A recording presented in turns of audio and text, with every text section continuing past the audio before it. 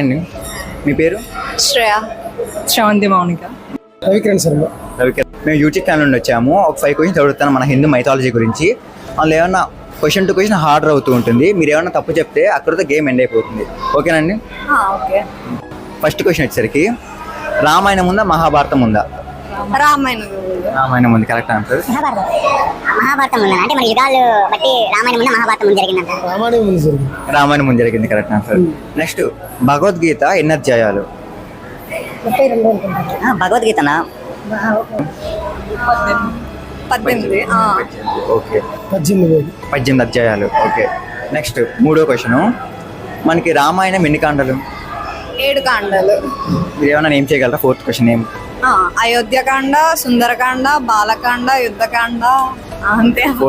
ఎగ్జాక్ట్లో 4 చేశారు. Okay, last question, గురు పౌర్ణమి ఎందుకు జరుపుకుంటాం మనం?